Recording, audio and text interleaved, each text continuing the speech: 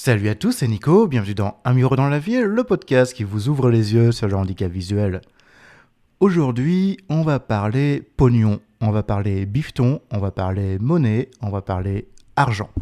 Et surtout, comment on fait pour payer quand on voit pas. Donc c'est vrai qu'on va plutôt parler de dépenses et pas trop ce qui rentre sur le compte bancaire, mais ça pourrait faire l'objet d'un autre épisode. Mais aujourd'hui, c'est comment ça fait un Miro pour payer.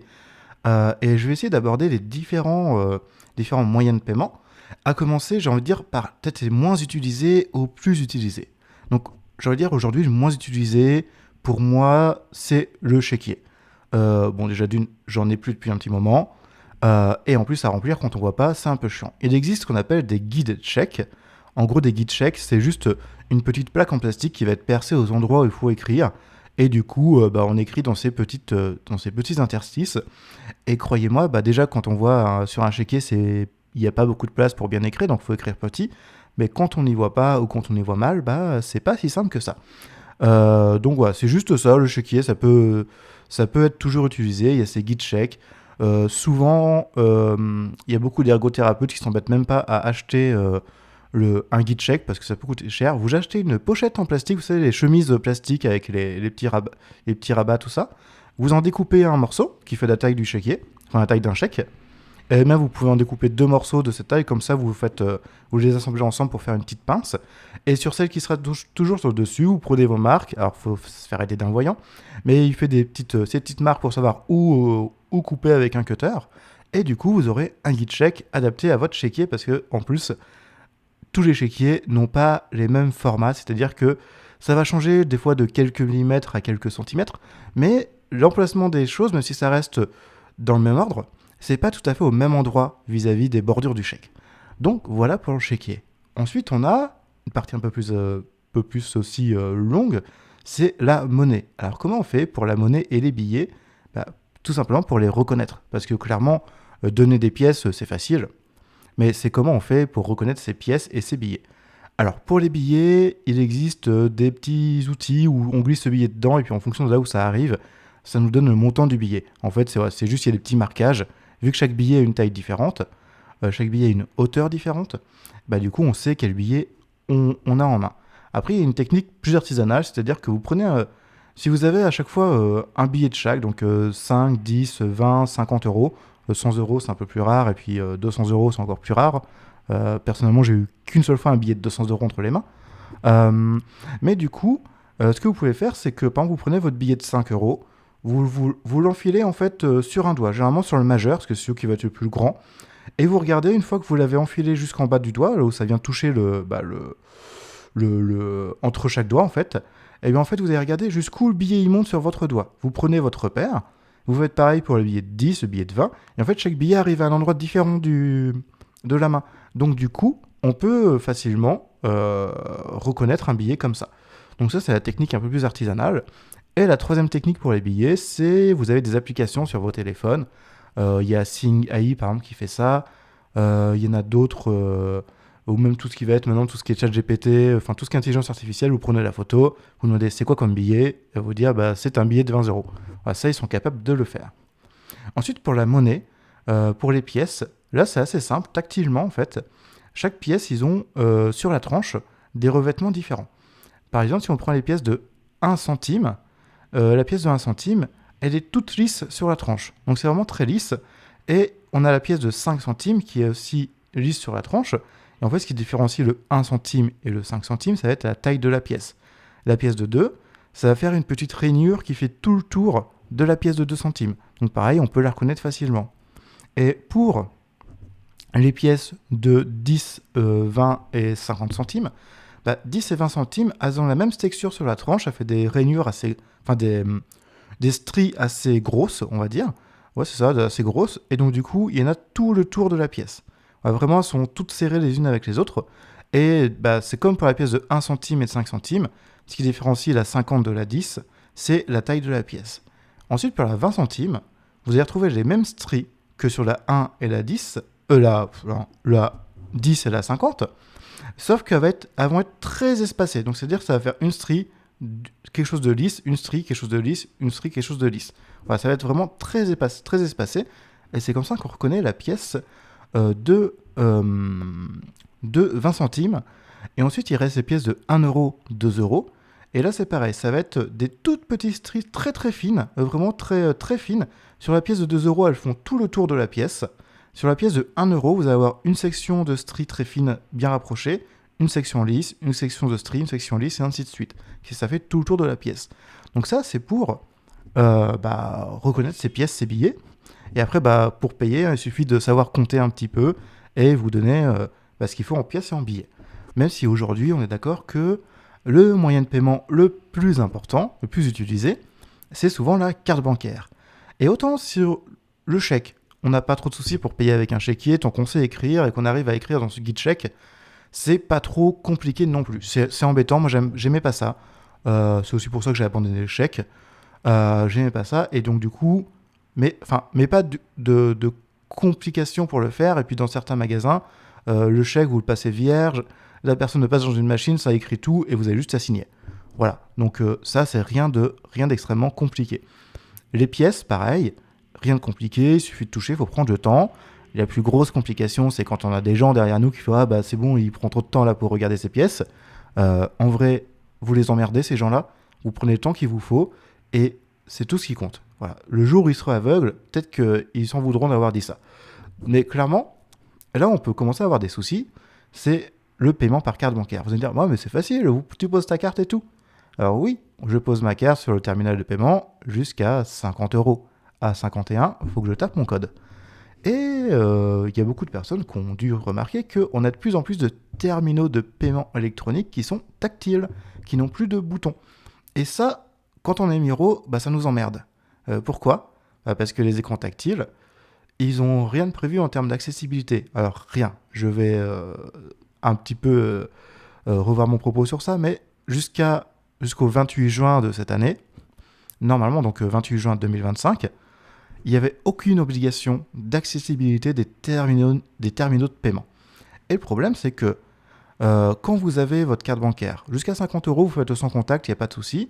Si vous avez, par contre, le limite de sans contact qui a été atteinte, eh bien du coup, clairement, vous êtes dans la sauce parce qu'il faut taper son code. Et si c'est un terminal tactile, là, c'est bien pourri. Et après, vous avez, dans ces cas-là, la possibilité, pour ceux qui ont un smartphone, d'avoir des solutions comme Google Pay, Apple Pay, Samsung Pay le fait aussi. Enfin, en tout cas, ce qu'on appelle des wallets qui sont sur votre téléphone. Vous pouvez ajouter votre carte bancaire dedans et payer en sans contact avec votre téléphone. Et il faut savoir que votre téléphone fait office de sécurisation en fait, et ça permet en fait de ne pas avoir besoin de taper son code, mais d'avoir les mêmes limites de paiement que si on avait tapé son code. C'est-à-dire que si vous avez un plafond de carte bleue à 5 000 euros, avec votre carte bancaire, 4 500 euros par exemple, vous avez payé, vous avez tapé votre code. Avec votre téléphone, vous l'approchez, et vu que vous avez une authentification forte sur votre téléphone, eh bien, vous allez pouvoir payer 4 500 euros sans taper votre code. Alors, ce que j'entends par authentification forte, c'est que, par exemple, si je prends le cas de l'iPhone, vous avez soit un iPhone avec un bouton Touch ID, donc vous avez votre empreinte qui vous reconnaît, soit vous avez Face ID, soit, si vous n'avez aucune des deux solutions, vous avez un code. D'ailleurs, Apple n'autorise pas à ajouter de cartes dans l'application, carte, maintenant ça s'appelle carte sur l'iPhone, si vous n'avez pas défini de code de votre iPhone.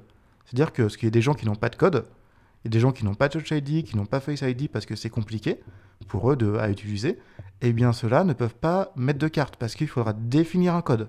Voilà, donc c'est parce que ils se disent, non mais si demain tu te fais voler ton téléphone, si tu n'as pas de code sur ton téléphone, que tu as une carte bancaire dedans, c'est porte ouverte à tout. Et en plus, la banque, c'est pas sûr qu'elle paye, qu'elle rembourse les frais, parce que du coup, peut-être qu'elle va vous dire, mais vous n'avez pas sécurisé votre moyen de paiement. Donc voilà, ça c'est encore des choses, c'est pas dit toutes les banques ne font pas ça, mais certaines auraient tendance à essayer. Et donc du coup, si on n'a pas de smartphone, parce que ça arrive encore beaucoup que des personnes n'ont pas de smartphone, que des personnes déficientes visuelles n'ont pas de smartphone, du coup, plus précisément, et là du coup, elles font comment ? Aujourd'hui, elles font pas, parce que clairement, moi j'ai pas envie de donner mon code de carte bancaire à ma boulangère, bien qu'elle soit hyper sympa. À ma pharmacie, j'ai dû faire une fois. Franchement, heureusement qu'il y avait personne dans la pharmacie. Voilà. Mais c'est vrai que c'est des choses, on se dit, ouais, mais comment ils font? Parce qu'avant, on avait des bons vieux terminaux de paiement avec des boutons, avec le 5 qui était marqué d'un point, ce qui nous permet de repérer le 5 et après, on navigue sur notre clavier à partir du 5. Le bouton validé avec le petit cercle. D'ailleurs, si vous voulez voir ce genre de clavier, allez faire un tour dans les banques où il y a des distributeurs de billets. Vous allez voir, le 5 est marqué. Le validé, c'est un petit cercle. Le annulé, c'est la croix. Et je crois que des fois, il y a un petit trait sur le corrigé. Mais du coup, sur nos terminaux tactiles, on est baisé. Clairement, c'est ça. Sauf que depuis une loi qui est rentrée en vigueur le 28 juin 2025, qui était une loi qui a été éditée en 2019, si j'ai bien lu, et donc du coup, cette loi européenne impose aux fournisseurs de terminaux de paiement électronique d'avoir une solution d'accessibilité prévue sur les terminaux de paiement. Le problème, c'est qu'ils ont émis des recommandations. Sauf que quand on met des recommandations, c'est pas une norme, ce sont des recommandations. Et ça veut dire que sur chaque fournisseur, parce que bien sûr, il n'y a pas qu'un seul fournisseur de TPE, il y a plusieurs fournisseurs. Eh bien, j'avais participé au JetDV de la Fédération des aveugles en Guyane de France l'année dernière, et justement, il y avait une personne, je crois que c'était de chez CB, une personne de je sais plus quelle. Enfin, il y avait 3 personnes qui représentaient des partenaires financiers et des partenaires bancaires qui fournissaient des TPE.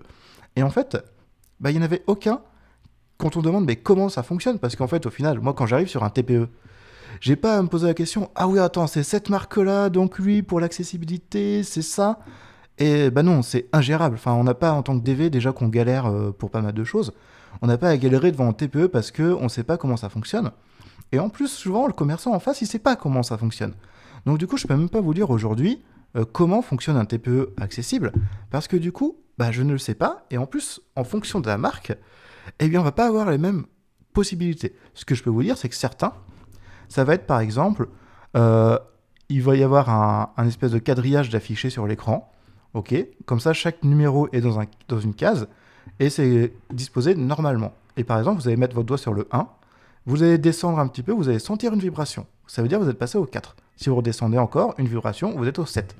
Et ainsi de suite. Et vous pouvez du coup vous déplacer comme ça, mais du coup, c'est pas une solution top, parce que forcément aussi, si votre code de carte bancaire est annoncé à fond dans le magasin, c'est pas non plus top pour la confidentialité.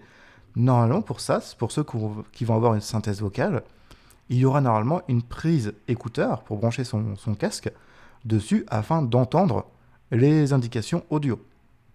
Et après, qu'est-ce qu'on a d'autre en moyen? Enfin voilà, je pense que j'ai fait le tour sur les TPE. Et après, on a un système aussi, mais ça implique d'avoir un smartphone. C'était, je crois, la société bancaire qui s'appelle Hansom, qui avait fait une carte bancaire parlante. Alors, attention, carte bancaire parlante, je trouve que le mot est un petit peu galvaudé dans le sens où c'est pas la carte qui parle. La carte, en fait, elle va être liée à une application sur votre téléphone, donc smartphone, donc ça veut dire, au départ c'était que iPhone et je crois que maintenant ils sont aussi dispo sur Android.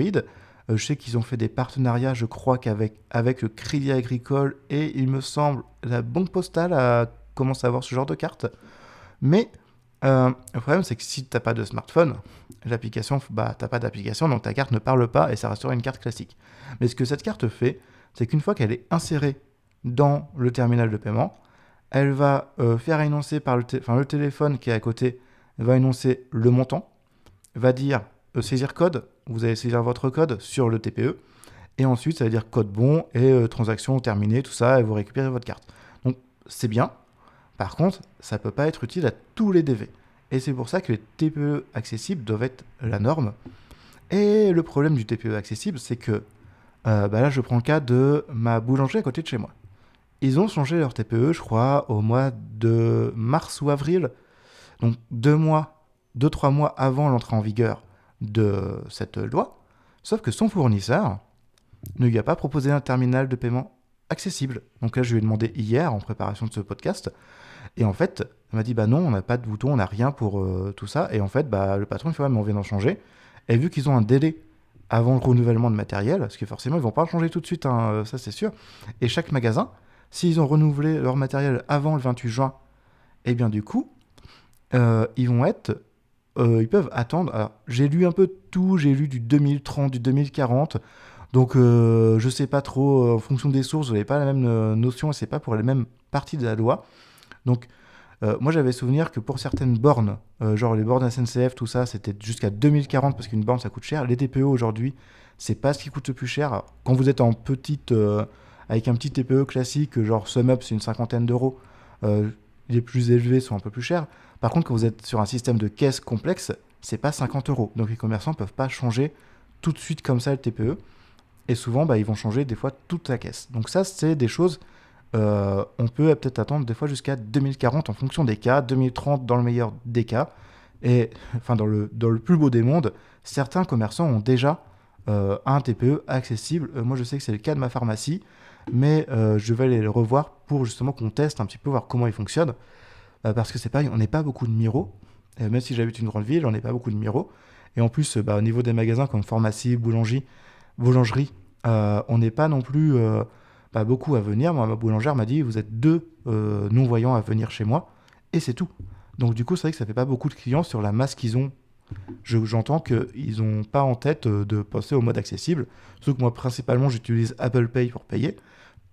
Donc du coup, forcément, ça fait encore moins de personnes qui connaissent. Mais en tout cas, dès que je vais chez un commerçant, j'essaie de lui en parler, de sensibiliser à ça. Et s'il peut faire attention quand il va renouveler, de bien rappeler à son fournisseur de TPE qu'il doit être accessible selon la loi du 28, qui a été en application depuis le 28 juin 2025, eh bien ça serait parfait. Donc j'espère que cet épisode vous aura aidé sur les différents moyens de paiement. J'espère qu'il ne va pas être trop long, je pense qu'il va être sur une bonne grosse vingtaine de minutes. Mais j'espère qu'il sera aussi très intéressant pour vous. Si c'est le cas, n'hésitez pas à le partager, n'hésitez pas à en parler autour de vous. Aujourd'hui, pour faire un petit point statistique, je commence à avoir des très bonnes statistiques, ce qui me fait très très plaisir. Et du coup, ça veut dire que je suis écouté et apparemment, de ce que j'ai en retour de podcasteurs, j'ai quand même des bonnes stats vis-à-vis de la niche que j'ai comme podcast. Donc merci à vous tous de m'écouter. Merci pour vos retours. J'essaie de voir les commentaires, mais des fois, j'ai des gens qui partagent sur des groupes mon podcast, mais moi, j'ai pas forcément la notification qu'ils ont partagé un lien. Souvent, c'est des liens. Donc ces commentaires-là, je peux pas forcément les voir. Mais ne vous inquiétez pas, j'essaye au maximum. Mais des fois, on rate les choses, hein, ça peut arriver, surtout quand on n'y voit rien. Donc n'hésitez pas à me partager, je suis disponible sur toutes les plateformes de podcast les plus utilisées. Donc pareil, si vous voulez participer au podcast ou me poser des questions, le mieux ça reste l'adresse email nicolas@amiro-dans-la-ville.fr. Donc tout attaché.